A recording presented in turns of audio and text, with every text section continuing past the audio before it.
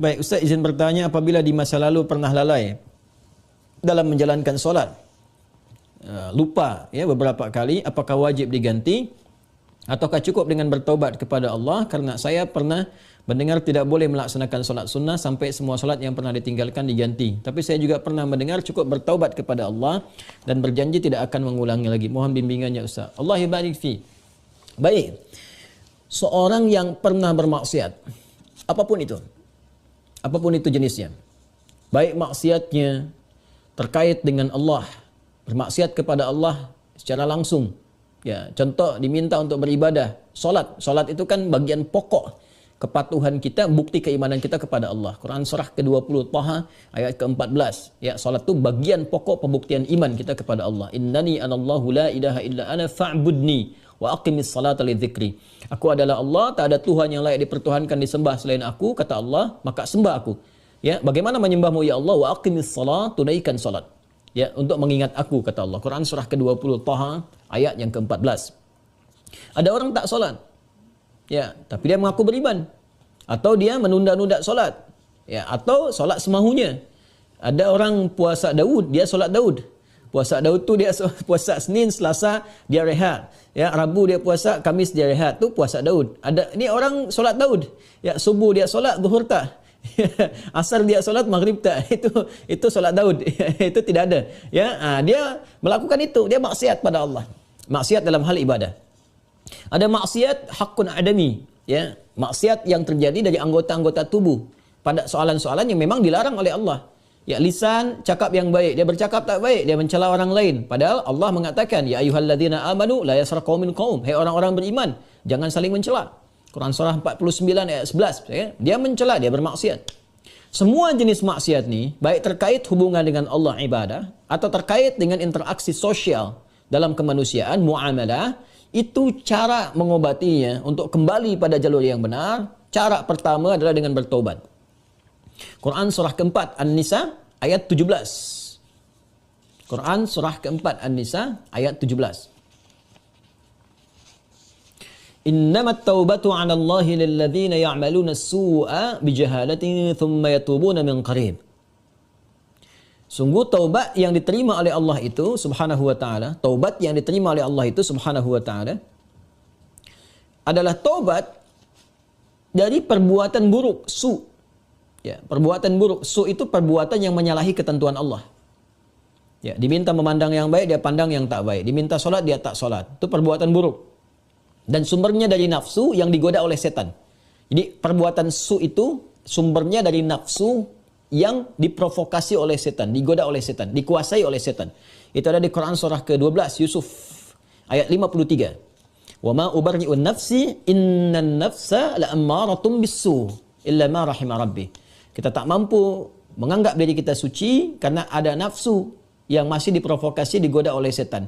Orang yang mengikuti godaan-godaan setan itu, was-was setan itu, maka nanti jiwanya akan mengikuti perintah setan, mengajak pada keburukan. Itu yang disebut dengan ammarah bisu namanya.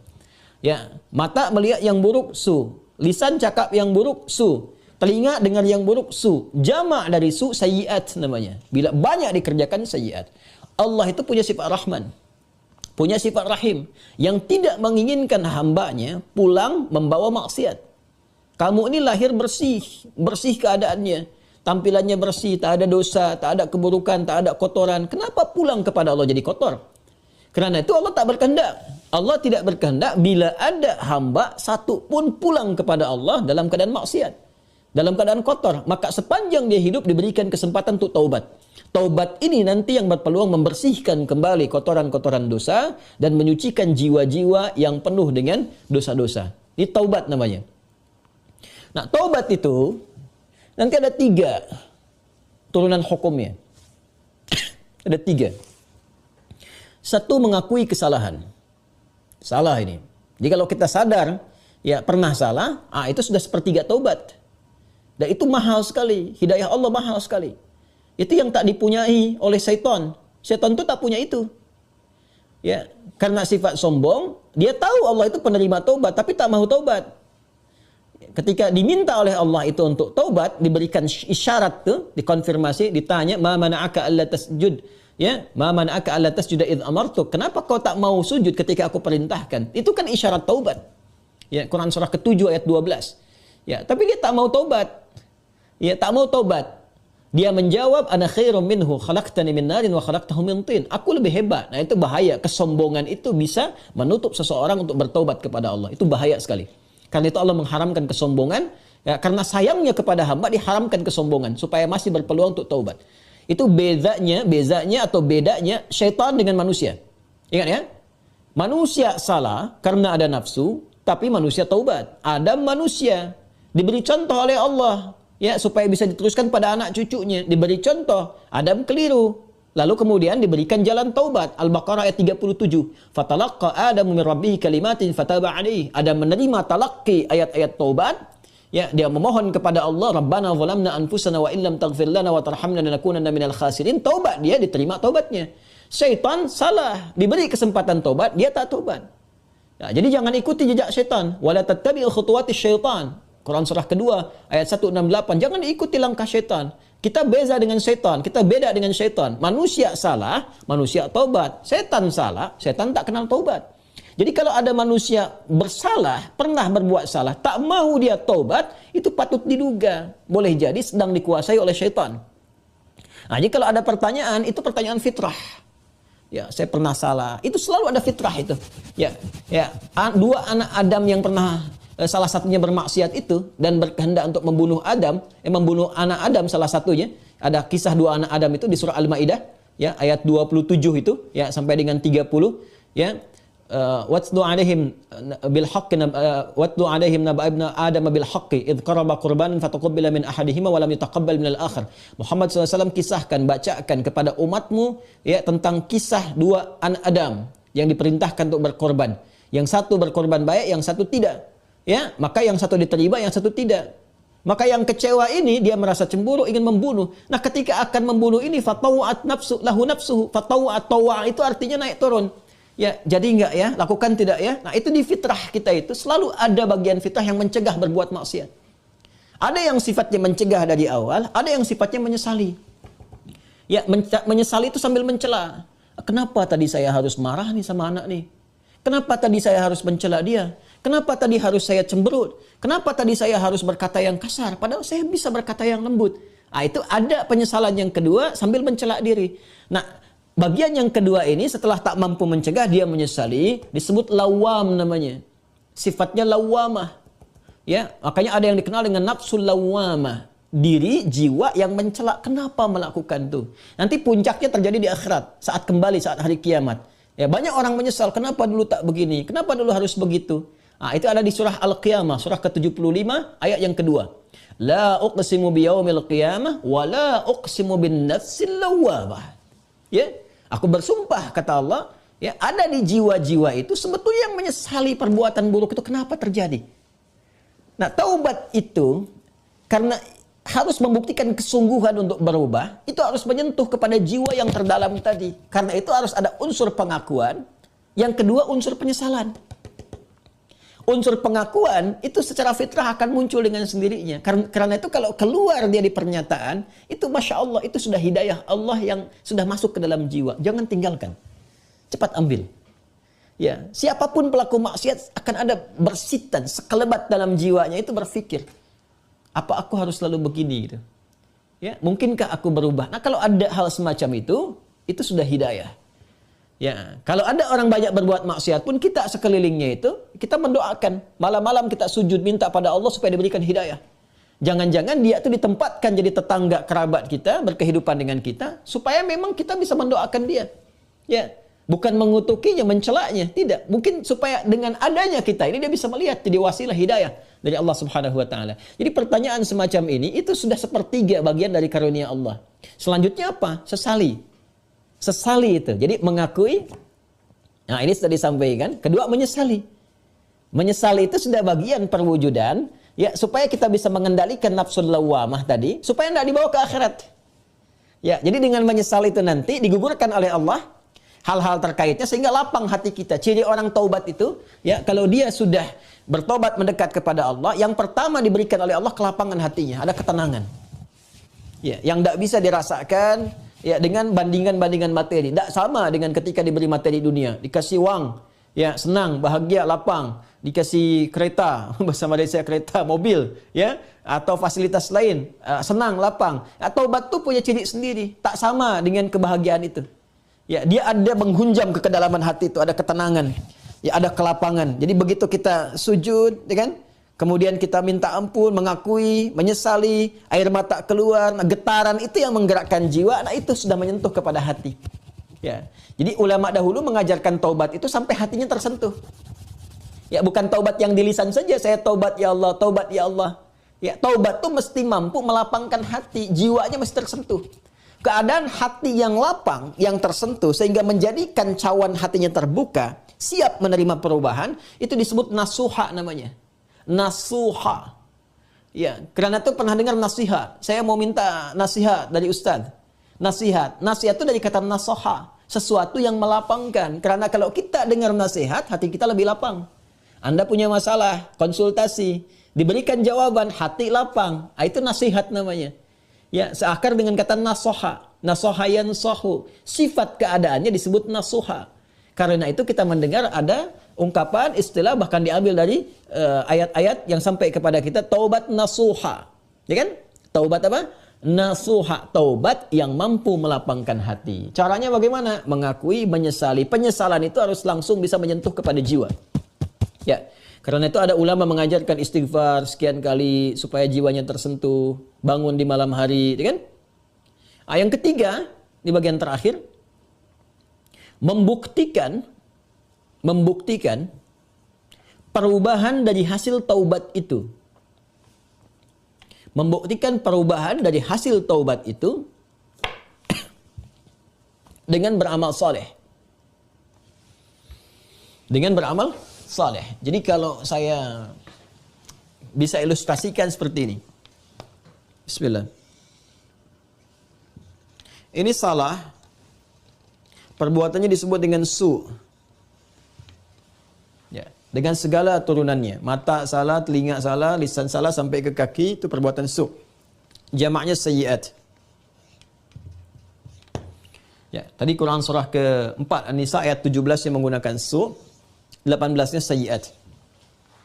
Ayat 17, innamat taubatu 'ala Allahi lilladzina ya'maluna su'a bijahalatin. Ayat 18-nya, wa laysatit taubatu lilladzina ya'maluna sayyiat. Ya, dan seterusnya ayat. Ini yang jelek, saya silang. Lawan dari ini namanya salih. Jamaknya salihat.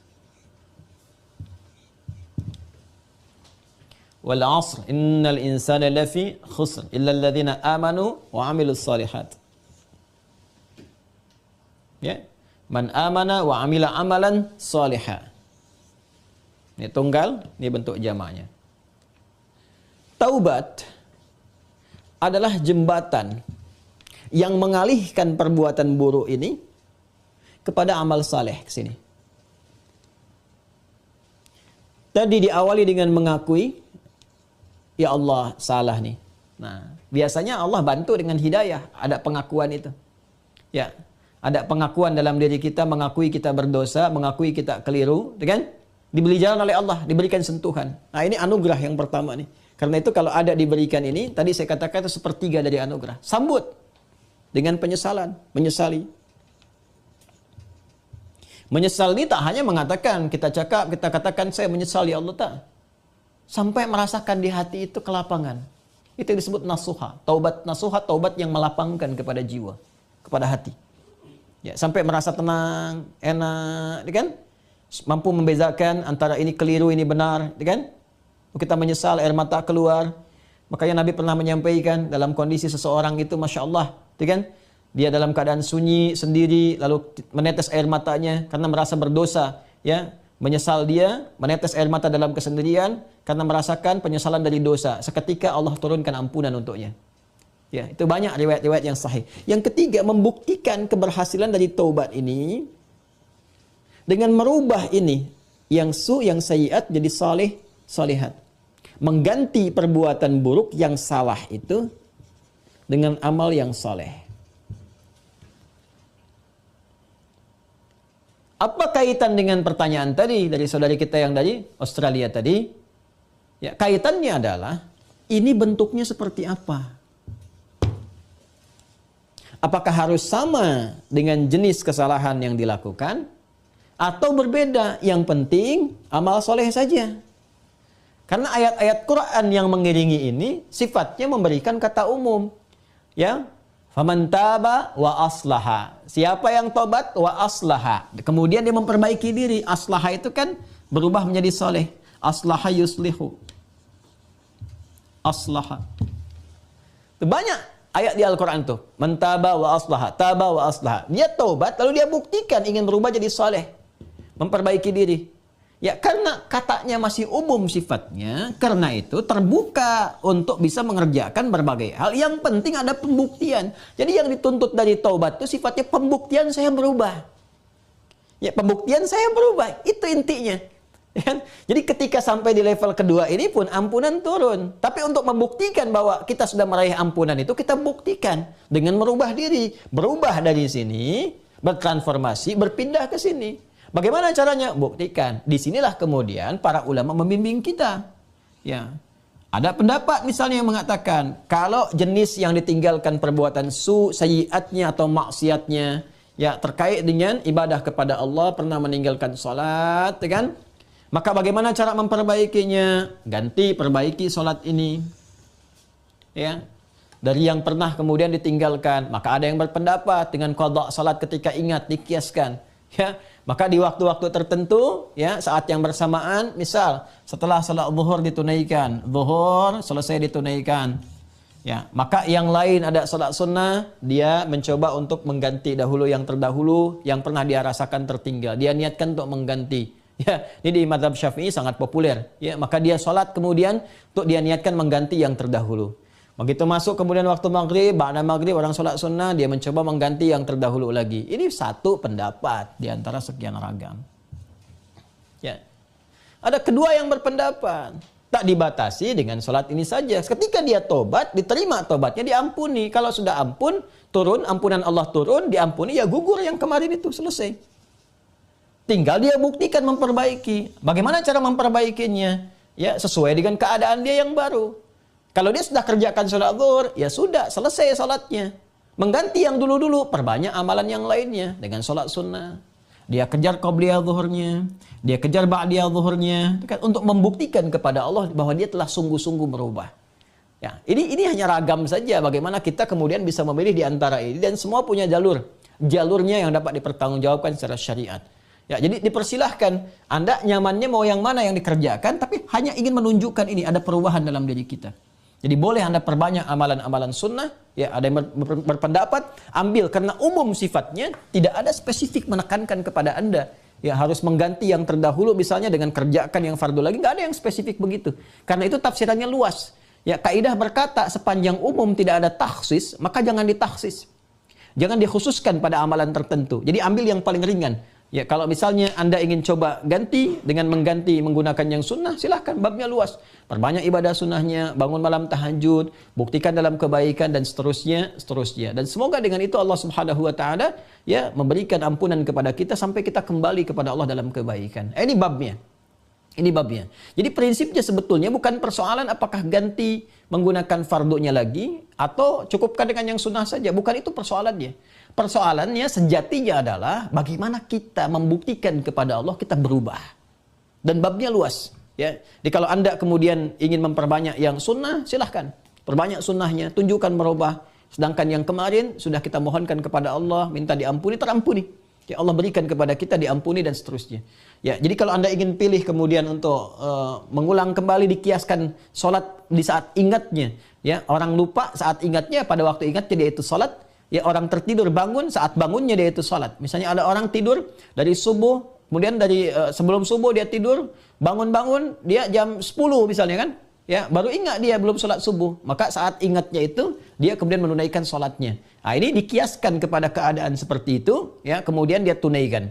Adapun orang-orang yang kemudian dia ingin memilih, saya ingin perbanyak yang sunnahnya saja, tak ada masalah. Ya, tak ada masalah. Ya, jadi silahkan perbanyak sholat sunnahnya, dan tidak ada satupun dalil yang spesifik mengatakan dilarang menunaikan sholat sunnah sebelum yang fardunya tercukupi dahulu. Kita pun tak tahu berapa fardu yang sudah tertinggal. Bagaimana mencukupinya? Ya, jadi nggak ada dalil spesifik seperti itu. Yang ada adalah terbuka luas untuk kita beramal, membuktikan kesungguhan kita telah berubah. Wallahu ta'ala a'lam bis-shawab, dan semoga Allah menerima taubat yang kita mohonkan kepada Allah, dan tidak ada semua kita yang bebas dari kesalahan. Saya, Anda, kita pun pasti pernah berbuat salah. Dan Allah sangat mencintai pelaku maksiat yang bertobat dibandingkan dengan seorang yang saleh yang tidak pernah merasa salah dalam kehidupannya. Wallahu ta'ala a'lam bis-shawab. Bismillahirrahmanirrahim. Assalamualaikum warahmatullahi wabarakatuh. Alhamdulillah, wassalatu wassalamu ala rasulillah wa ala alihi wa sahbihi wa man walah, wa ba'd.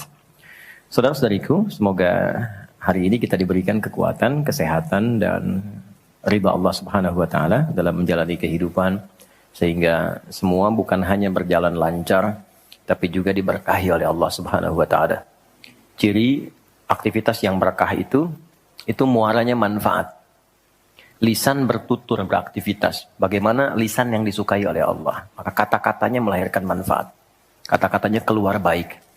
Kaki melangkah bila berkah, itu melangkah ke tempat yang baik. Demikian karya-karya pun. Anda boleh jadi desainer. Desainnya disukai Allah enggak? Jangan sampai mendesain sesuatu yang Allah enggak suka. Dunianya dapat, tapi bekal akhiratnya tereduksi di dalamnya. Demikian pekerjaan yang Anda lakukan. Kalau bisa, konsepnya kan sangat ideal. Quran surah kedua ayat 201. Wa minhum may yaqulu rabbana atina fid dunya hasanah wa fil akhirati hasanah. Jadi mengejar akhirat itu konsepnya bukan meninggalkan dunia. Justru mengkreasikan dunia sehingga dia punya value akhirat. Kalau berniaga, silahkan sukses-suksesnya, sekaya-kayanya, dan konversikan kekayaan itu untuk mencari bekal yang Allah sukai. Wujudnya bisa macam-macam. Dengan kedudukan setinggi-tingginya, sehingga bisa membuat kebijakan-kebijakan yang Allah senangi. Dengan ilmu seluas-luasnya, sehingga banyak manfaat yang kita niatkan sebagai ibadah karena Allah. Dan tenaga sebaik-baiknya. Mungkin ada yang di suara, mungkin ada yang di tangan, di kaki. Bilal kan cari surganya dengan suaranya. Dengan azan, bukan dengan harta. Bilal ditawari jadi hakim agung sepeninggal Nabi. Setaraf ketua MA gitu ya. Itu ditolak oleh beliau dengan halus. Karena beliau passionnya memang menggunakan suara. Bukan menggunakan yang lainnya. Baik. Saya minta maaf dalam dua hal. Yang pertama, saya agak pilek hari ini. Karena memang beberapa kegiatan kemarin agak padat. Yang kedua, kita akan agak sedikit cepat karena kami ada agenda safar hari ini. Karena itu kita agak berbeda, mungkin agak lebih cepat dan supaya waktunya lebih efektif. Seperti yang pernah kita sepakati bersama di bulan yang lalu, bahwa kajian kita akan terfokus pada pembahasan seputar sholat. Saya sudah buatkan kurikulumnya untuk sepanjang kajian ke depan. Sehingga tahu apa yang mau dibahas, materinya sampai dengan waktunya. Mungkin nanti saya akan koordinasi dengan Mas Dimas atau dari musyawarah, kirimkan email. Saya nanti kirimkan baik dari materi pokoknya, schedule-nya apa yang mau dibahas di pekan keberapa, sampai dengan mungkin dasar PowerPoint-nya. Ada saya buatkan beberapa jadi PowerPoint. Baik, teman-teman sekalian, kenapa bahasan sholat menjadi penting? Ya, ini dulu. Dan menjadi bagian yang paling mendapatkan perhatian tinggi dalam Islam, baik di Al-Quran ataupun di hadis-hadis Nabi Sallallahu Alaihi Wasallam. Semua Nabi itu menerima wahyunya di bumi. Rata-rata semua di bumi. Musa yang viral di Bukit Tur Sina, kan? Kemudian Isa alaihissalam di dekat pohon tin zaitun, wilayah Palestina. Demikian Nabi Daud dan seterusnya. Tapi untuk mendapatkan satu ibadah berupa salat, khusus bagi Nabi Muhammad SAW, tempatnya spesial. Inda sidratil muntaha, indaha jannatul ma'wa. Nerimanya langsung di dekat surga, di sidratil muntaha. Itu kan oleh-oleh yang Isra Mi'raj itu kan, mendapatkan salat. Kalau Anda mau lacak referensinya, bisa ditemukan di hadis Muslim tentang peristiwa ini, yang akhirnya mendapatkan salat. Subtopik yang nomor 1, kitab pertama, Kitabul Iman. Nomor 1, Subtopiknya nomor 74, Babul Isra di Rasulullah sallallahu alaihi wasallam ila samawati wa fadlis salat. Pembahasan tentang Isra-nya Nabi sallallahu alaihi wasallam sampai di langit dan mendapatkan keutamaan salat. Hadisnya nomor 162.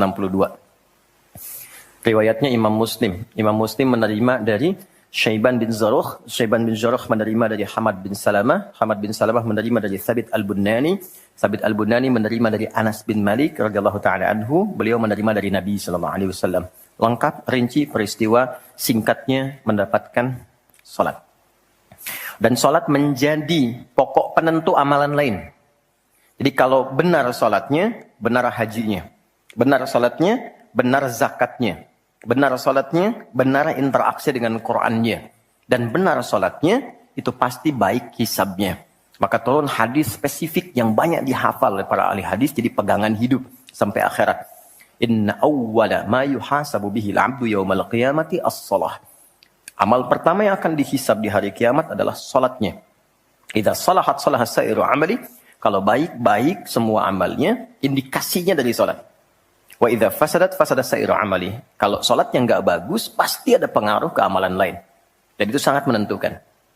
Baik. Kenapa salat? Ada apa di balik salat? Dan bagaimana cara salat yang benar yang melahirkan perubahan pada kehidupan? Itu yang coba kita turunkan. Sampai-sampai di bulan Ramadan pun ibadah pokoknya sholat. Ya kan? Ibadah pokoknya sholat loh.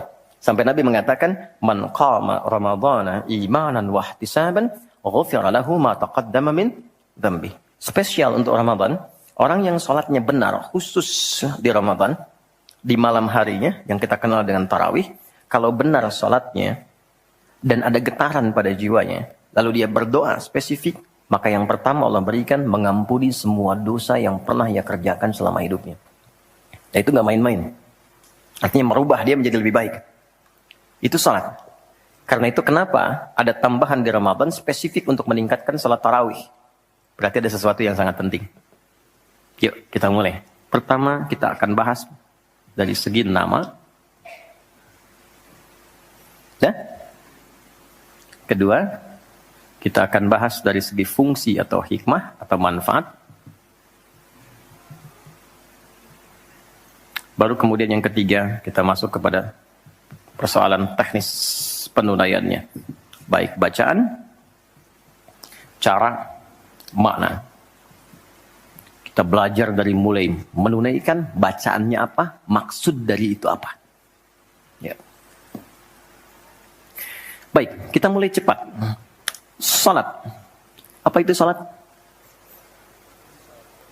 Doa. Apalagi? Kenapa doa disebut salat? Kenapa nggak disebut doa aja? Apa itu salat? Doa. Apa itu doa? Salat. Oke, yuk kita urutkan dari segi katanya dulu.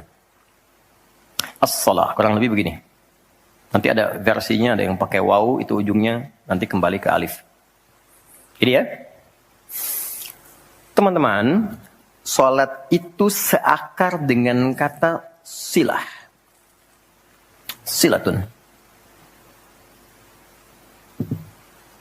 Seakar verbnya, kata kerjanya dengan kata wassala.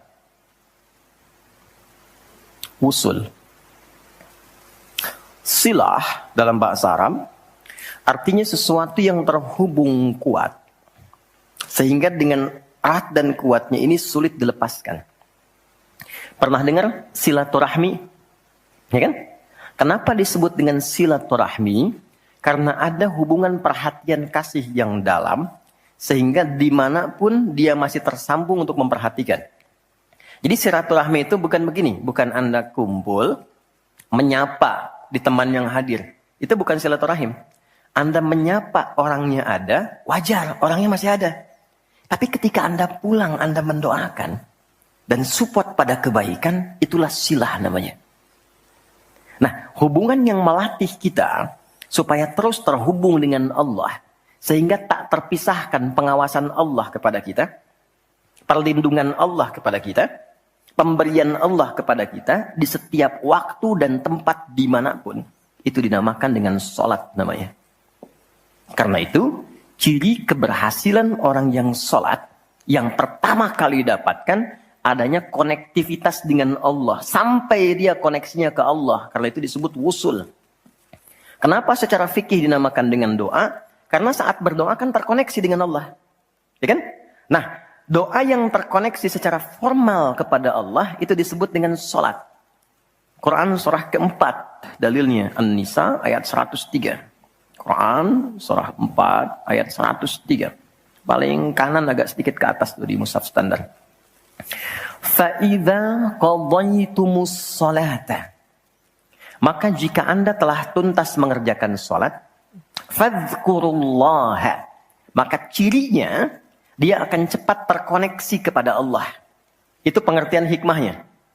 Kalau pengertian fikihnya, habis salat cepat zikir. Zikir itu artinya terkoneksi, nyambung. Kenapa setelah sholat ada zikir lagi yang menyambungkan? Karena ada orang yang sejak saat sholat belum nyambung dengan Allah. Itulah sebabnya nanti kita akan belajar. Masih merasakan nggak? Pernah nggak begini? Sebelum sholat mau fokus nih. Tapi begitu takbir, Allahu Akbar. Yang akbar di lisan Allah. Tapi yang akbar di pikiran, project. Ya, status belum diupdate. Nyimpan sendal di mana? Jemuran belum diangkat. Ya kan? Ya, pernah nggak suasana itu hadir? Nah kan, nanti kita akan belajar. Nah, kalau akumulasi semua ingatan itu mengganggu khusyuk kita sehingga kadar khusyuknya kecil dan belum terkoneksi dengan Allah setelah sholat, maka coba zikir sampai nyambung. Idealnya ketika sholat selesai, itu punya konektivitas dengan Allah nyambung. Ingat Allah. Qiyaman. Baru dia berdiri jalan sudah ingat Allah. Makanya kalau ada orang keluar dari masjid dan dia nyambung dengan Allah, itu mustahil tertukar sendal. Oke? Karena saat dia pakai, dia merasa diawasi Allah. Ya Allah salah, bukan punya saya. Yang saya yang itu rupanya dia pakai, padahal dia ke masjid nggak pakai sendal. Ini memang ada yang salah dengan sholatnya. Oke? Balik ke sini. Maka kalau dia berjalan jalannya baik, kalau dia duduk bekerjanya baik, gak mungkin maksiat, gak mungkin menyentuh yang salah karena saat dia menyentuh dia merasa dilihat Allah. Itu yang disebut dengan ihsan namanya. Di orang yang punya koneksi dengan Allahnya kuat, itu akan mudah menjalani kehidupan. Anda punya koneksi dengan teman-teman yang punya kedudukan tertentu, aksesnya mudah kan? Anda punya koneksi dengan Allah, apa yang sulit bagi Allah? Masalah dikecilin, bukan gak dapat masalah. Masalahnya sama, bagi orang lain besar, bagi si fulan kok ringan. Karena sebelum mendapatinya, akses dia ke Allah tinggi, Allah ringankan untuk diterima di hatinya. Dilapangkan hatinya sebelum menerima persoalannya. Jadi ketika menerima persoalan, dia tinggal senyum aja, selesai. Macet, yang lain gelisah. Alhamdulillah macet. Bisa hafalan dulu, bisa baca dulu, bisa mengerjakan yang lain dulu. Ini semua dibaca dengan nyaman karena konektivitas yang tinggi dengan Tuhan. Jadi ternyata ketika diminta menunaikan ibadah salat, ada hal yang sangat besar yang Allah ingin berikan kepada kita semua. Saya ingin tanya teman-teman, berapa waktu yang Allah mintakan kepada kita untuk menunaikan salat? Berapa? Tiap hari kita kerjakan. 5 kan? 5 kan? Nomor koneksi dengan Allah. Masih ingat nomornya? 24434 klik. Naik. 2 subuh, 4 duhur, 4 asar, 3 maghrib, 4 isya kan? Ayo bikin status. Ya kan? 5 waktu kan? 5 waktu kan? Kenapa 5 waktu? Salah satunya, karena di dalam Quran diisyaratkan orang yang benar salatnya, sesuai yang dengan yang diajarkan Nabi, sesuai yang diisyaratkan Quran, akan mendapatkan 5 kemuliaan dalam hidupnya yang tidak didapatkan oleh orang yang tidak sholat. 5 ini. Itu yang coba kita akan keluarkan. Itulah sebabnya kenapa sholat sangat ditekankan, kenapa sholat diwajibkan. Karena Allah mewajibkan kita mendapatkan semua kebahagiaan dan kesuksesan yang kita ingin raih dalam kehidupan. 5 ini. Yuk kita mulai. 1.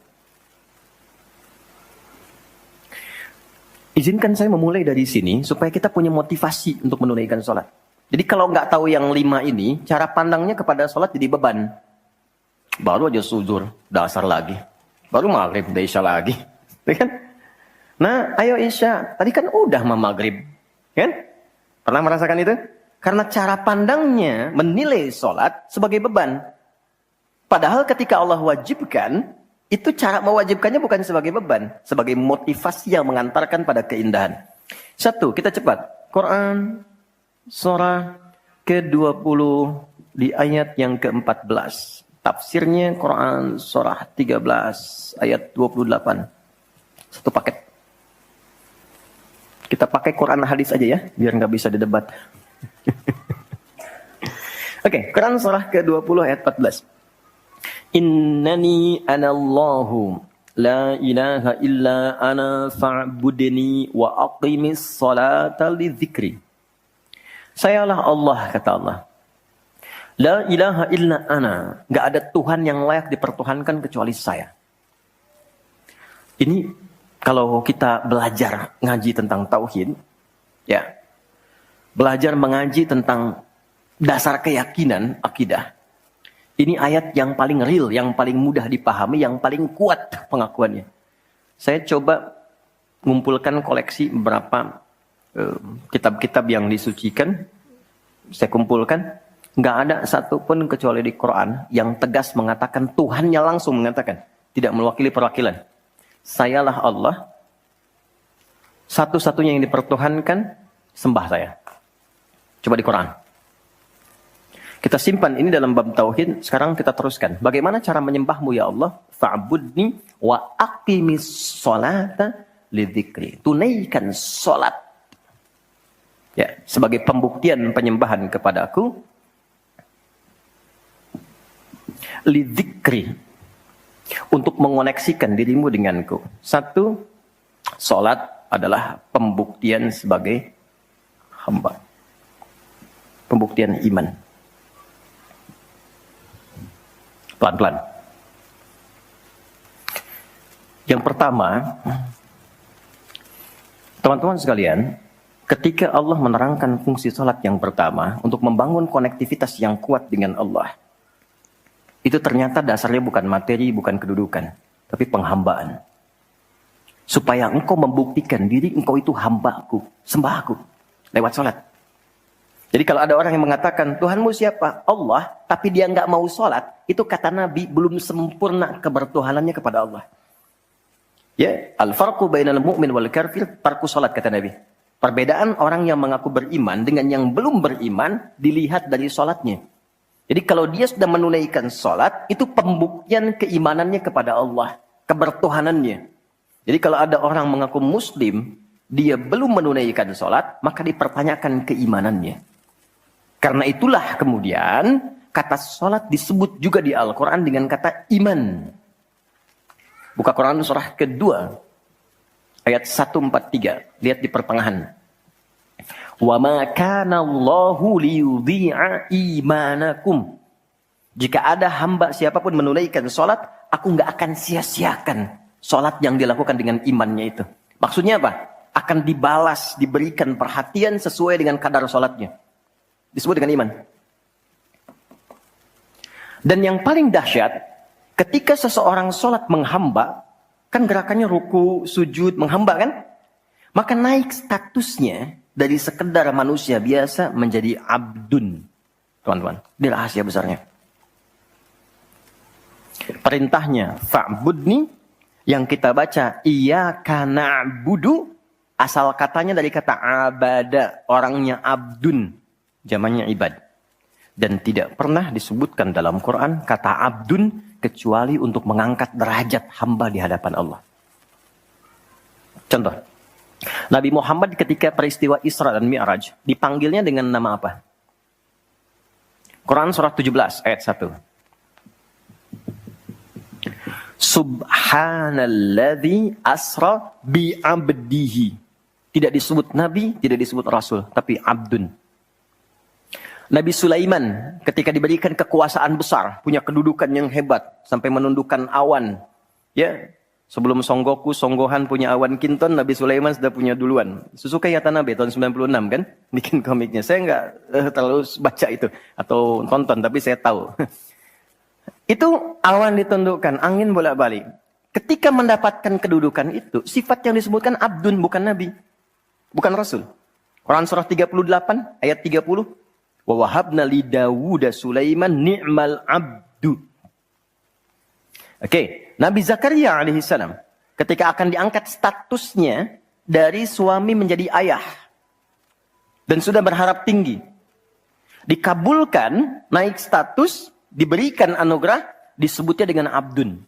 Quran surah 19 di ayat yang kedua. Zikra rahmati rabbika abdahu Zakaria. Nabi Nuh diangkat status memimpin kelompok generasi manusia setelah Nabi Adam.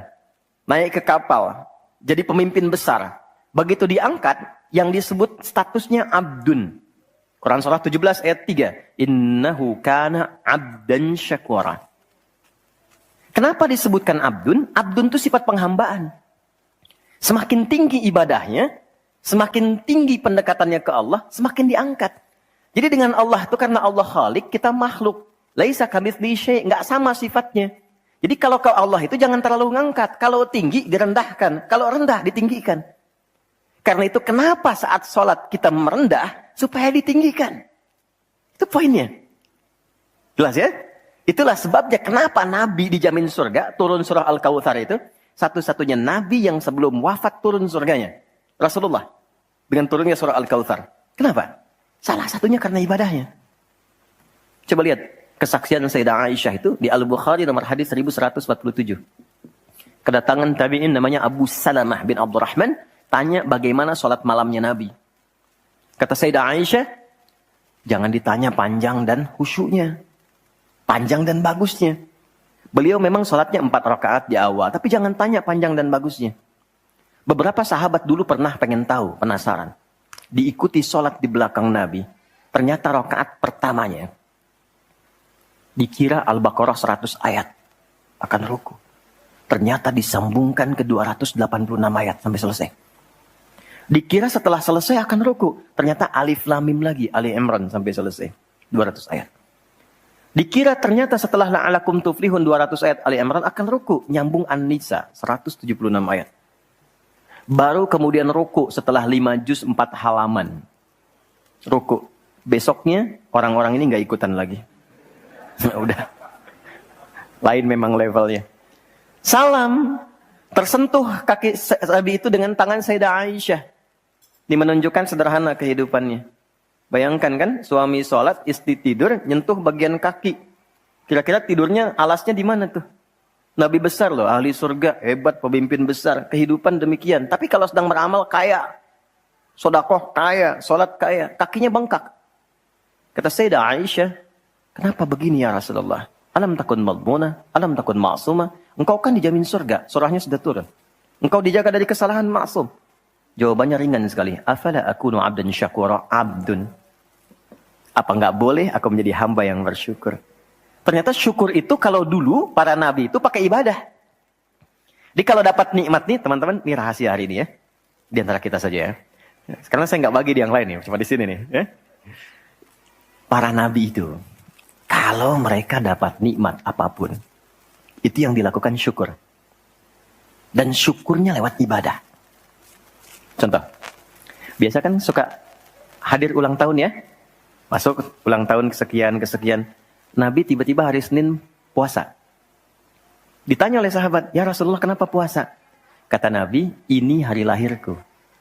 Jadi mensyukuri nikmat kelahiran dari waktu yang telah berjalan, itu pakai ibadah. Begitu dapat anugerah surga, turun Al-Kautsar, malah diminta ibadah oleh Allah.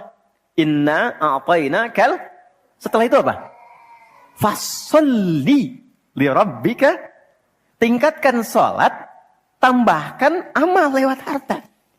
Jadi jaminan surga itu bukan menghentikan amal soleh. Anda sukses dengan pekerjaan, bukan berarti menjadikan hubungan Anda terputus dengan Allah. Yang paling aneh kan Allah udah ngasih rezeki banyak, kok dipakai maksiat hasilnya? Allah kasih Anda minta, Allah kasih. Tapi begitu dikasih, kenapa dipakai untuk mabuk? Kenapa dipakai untuk maksiat? Kenapa dipakai untuk membeli sesuatu yang Allah nggak sukai? Kan ada perjuangan mendapatkan itu. Makanya dibalik caranya. Ketika Anda menghamba, menunduk, Allah mengangkat. Tapi kalau Anda mengangkat, Allah turunkan serendah-rendahnya. Ini rumus pertama. Jadi ternyata ketika kita diminta menghamba dalam sholat, itu adalah jembatan pertama bagi Allah untuk mengangkat kita dengan derajat tertinggi. Paham? Oke, satu. Jadi kalau ke anak-anak begini kalau tanya, "Mah, kenapa sih harus sholat?" Supaya kamu jadi hebat. Gitu. Kok bisa? Lihat Umar. Sebelum sholat, orang biasa. Kerjanya begini, cuman jalan-jalan, mabuk dan sebagainya. Tapi setelah sholat, dia jadi pemimpin yang sangat hebat.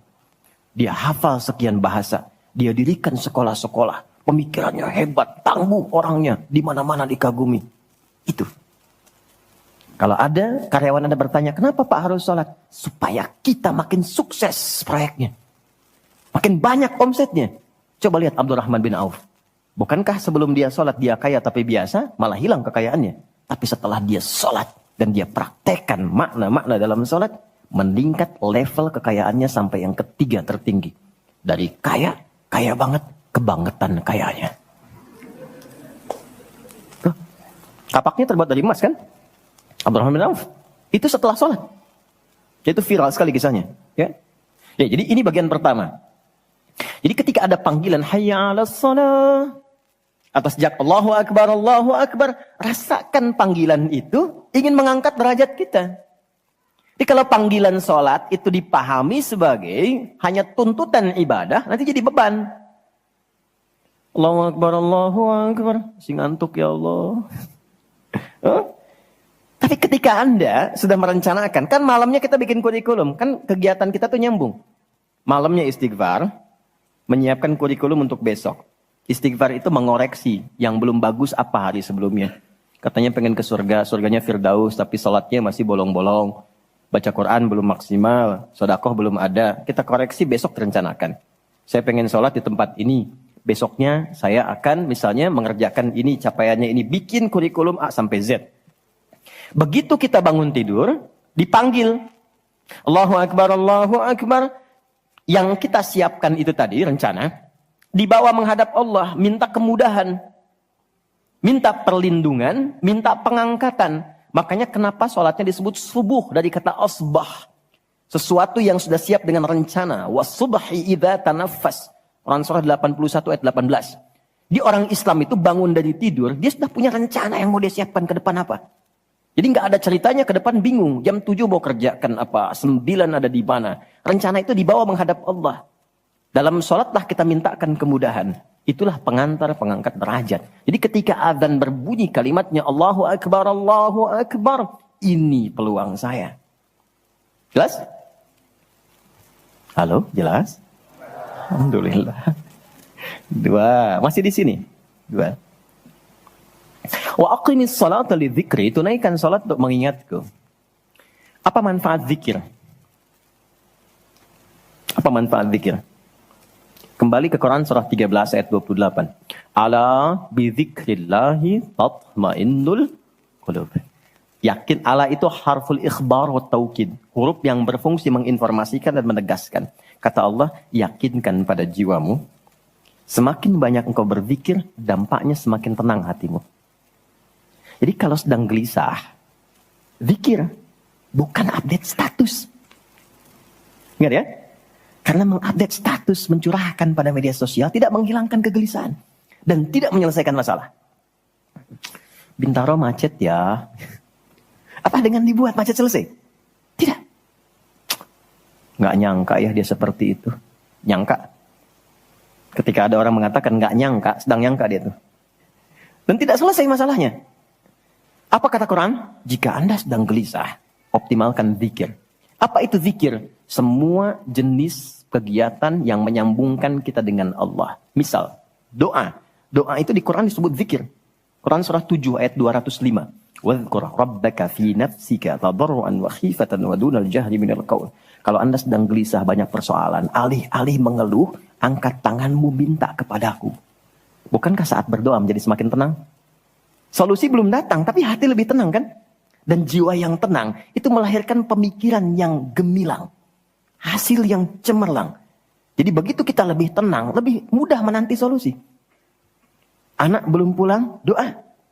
Besok ada ujian, doa. Ada proyek mau dilakukan, kita gelisah, doa.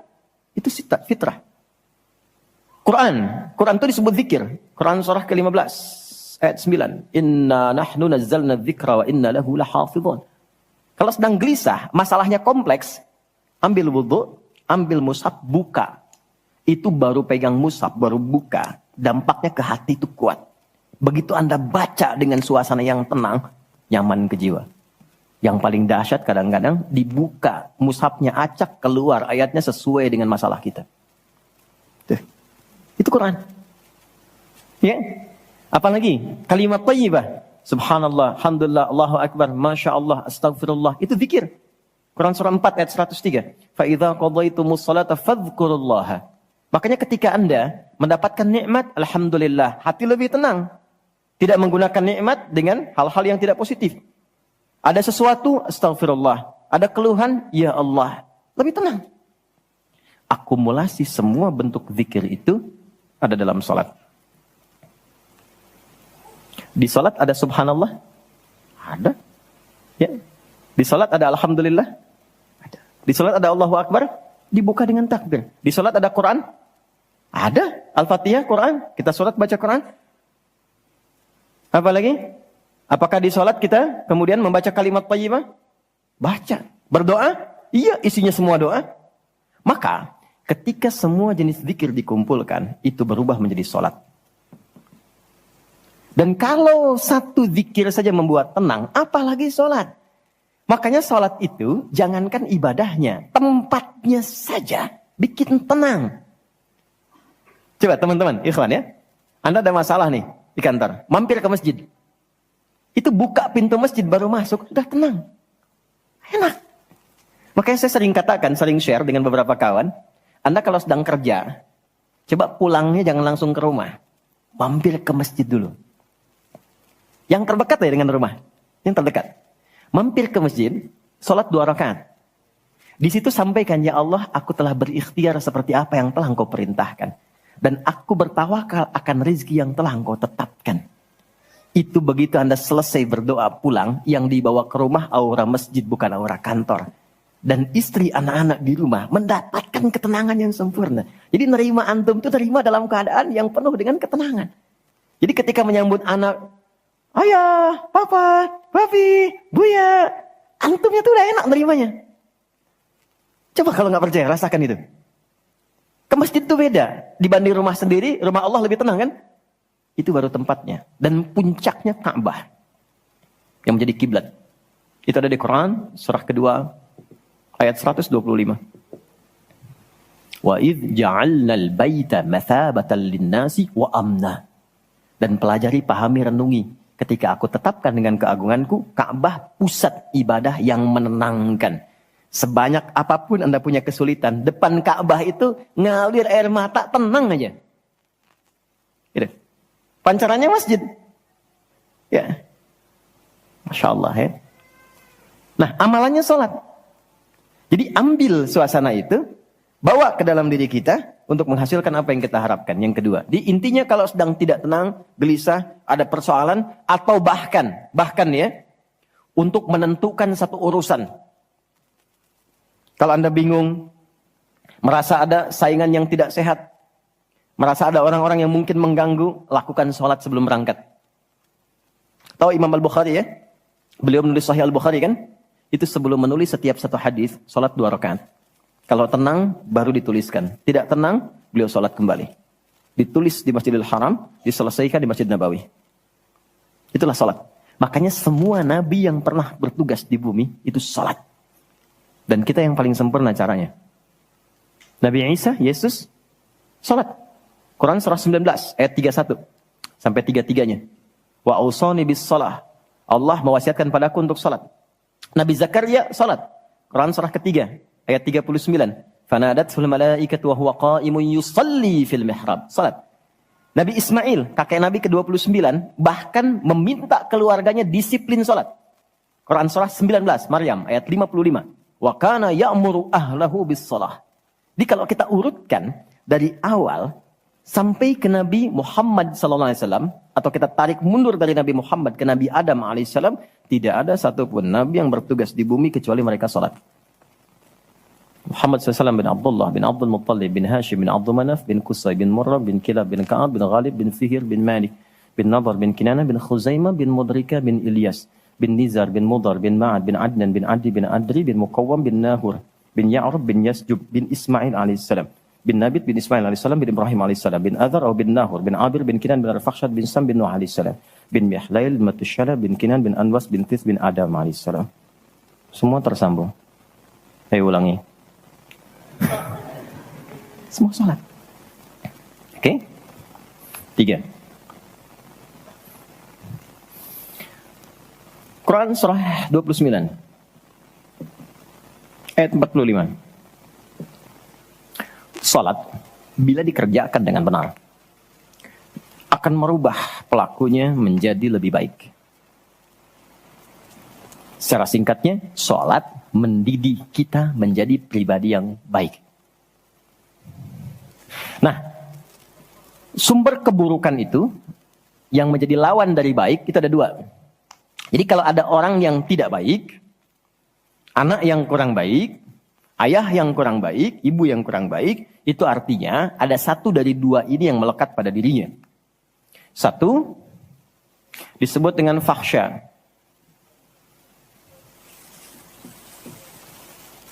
Keburukan yang bersumber dari syahwat. Maaf, kata-kata kotor, jorok, zina, LGBT, pornografi, porno aksi, dan semisalnya. Itu fahsya. Jadi nggak mungkin orang sholat, kata-katanya jorok. Perilakunya menyimpang. Nggak mungkin. Karena sholat mencegah itu. Atau mungkar, maaf, keburukan yang bersumber dari nafsu perut dan akal. Mencuri, korupsi, mencela, berdusta, membunuh, merampok, menyakiti, dan semisalnya. Itu mungkar. Makanya ketika seseorang berbuat itu, hatinya mengingkari. Itu disebut mungkar. Hatinya mengingkari. Maka orang sholat, pasti bila sholatnya benar, karena dia tersambung dengan Allah, fahsya dan mungkarnya tertekan. Yang muncul jiwa baiknya, jiwa takwanya. Ketika yang muncul kebaikannya, yang buruknya ditekan, maka yang keluar dari semua bagian tubuhnya, semuanya perilaku baik. Itulah sebabnya ketika Allah berfirman tentang hal ini, disampaikan di Quran surah 29 ayat 45. Inna sholata tanha anil fahsya wal munkar. Mengujinya gampang. Kita uji dengan sejarah pendekatannya. Semua masyarakat di era Nabi, itu kan sebelum masuk Islam, perilakunya itu sangat menyimpang. Tidak kenal kebaikan. Tak kenal kebaikan itu jahlun namanya. Orangnya jahil. Kalau disatukan jadi jahiliyah.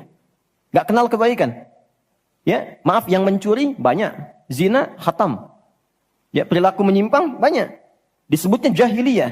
Tapi ketika datang risalah Islam, yang diajarkan pertama salat. Salat merubah mereka dari jahiliyah menjadi khairu ummah.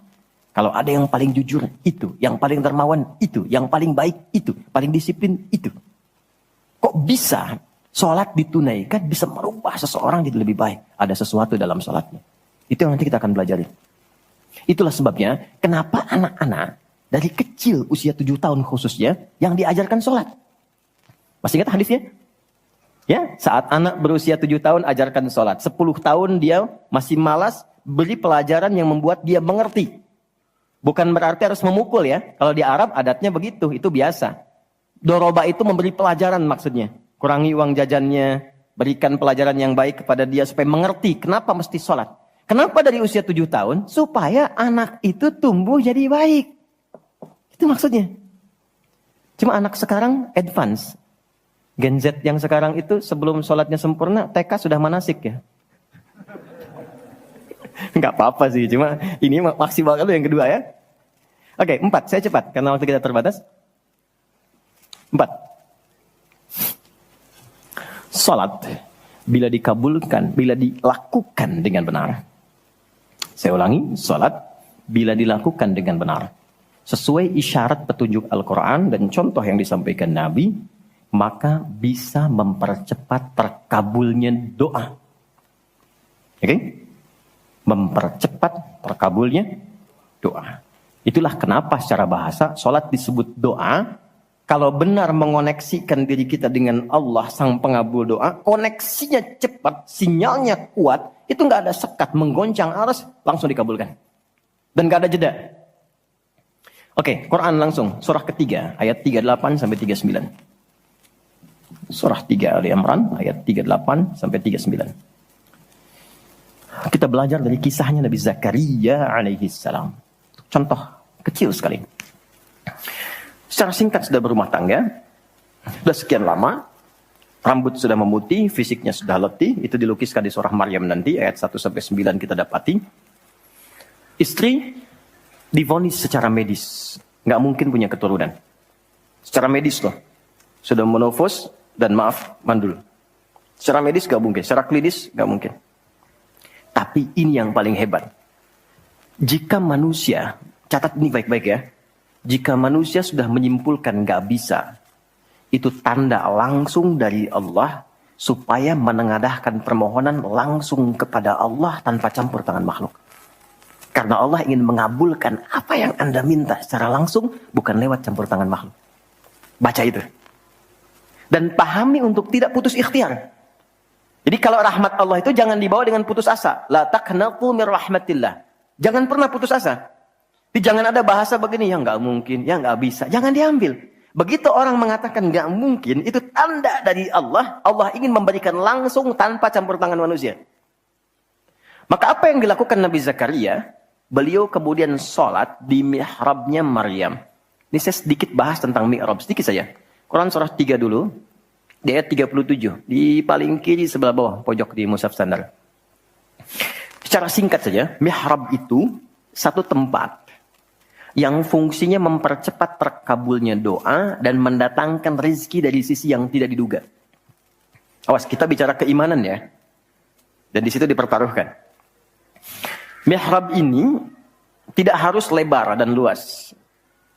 Sehamparan sejadah nggak ada masalah. Yang penting kita gunakan untuk ibadah saja. Di luar ibadah keluar. Itulah kenapa tempat imam disebut mihrab. Kenapa? Karena imam mewakili makmum untuk memohon kepada Allah dalam sholat berdoa. Makanya kualifikasi imam mesti khusus, bukan imam biasa. Baik. Kemudian, tidak harus di masjid, di rumah boleh dibikin. Maryam pernah dibuatkan mihrab. Saat beliau mengkhususkan diri ibadah, di situ apa yang terjadi?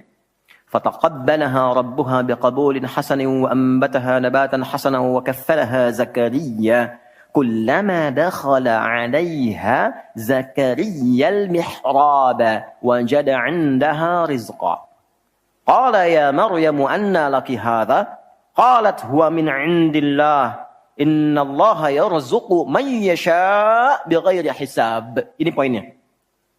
Setiap Nabi Zakaria mengantarkan kebutuhan Maryam, pakaiannya, makanannya, kebutuhannya, itu sudah ada. Dan ingat, status Nabi Zakaria itu Nabi loh. Beliau tahu itu pasti dari Allah. Tapi ingin dikonfirmasi apakah pendidikan beliau selama ini sudah meresap pada jiwanya atau belum. Ditanya, Maryam dari mana semua ini? Maka beliau jawab, Maryam jawab, huwa min indillah. Paman, ini semua dari Allah. Baik ya? Allah memberikan apapun yang ia kehendaki tanpa batas pada siapa yang diingini. Maka ini dibaca oleh Nabi Zakaria. Mayyasha itu. Jadi kalau ada di Quran diksi mayyasha, jangan simpulkan ini untuk dia saja. Maksudnya, jadi seperti dia, maka Allah akan berikan seperti Allah berikan kepada dia. Maka Nabi Zakaria kemudian sholat di mihrabnya Maryam itu. Minta sesuatu yang selama ini kata orang terbatas. Apa yang dilakukan? Sholat. Dalam sholatnya minta. Perhatikan cara mintanya. Satu, menyebut nama Allah sesuai kebutuhan. Jadi Allah bentangkan semua nama terkait semua kebutuhan kita. Anda butuh rizki, sebut ya Razak. Anda butuh ilmu, sebut ya Alim. Ya kan? Anda butuh ketahanan mental diri, sebut ya Sabar. Itu 99 tersebar. Itu rumusnya di Quran surah ke-17 ayat 110. Quran surah 17 Al-Isra ayat 110. Qul id'ullaha awid'ur rahman. Ayyamma tada'u falahul asma'ul husna. Kalau Anda punya persoalan, segera curhatkan kepada Allah, minta, berdoa. Sebut ya Allah yang standar, atau ya Rahman naik sedikit, atau pilih nama yang sesuai kebutuhan kita. Jadi nggak harus semua disebut. Takutnya nggak butuh dikasih. Ya Allah ya Sabar, nggak pengen punya masalah, turun masalah kan? Nah, Nabi Zakaria divonis ada keterbatasan, nggak mungkin diberi. Maka beliau meminta dengan nama Allah yang memberi tanpa batas. Dalam bahasa Arab disebut dengan Wahhab, pemberi tanpa batas. Kalau dialihkan jadi bentuk permintaan, fi'lil amri lit talab. Bukan perintah di sini tapi untuk meminta. Maka rubah kalimatnya jadi hab.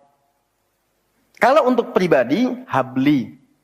Untuk komunal banyakkan hablana.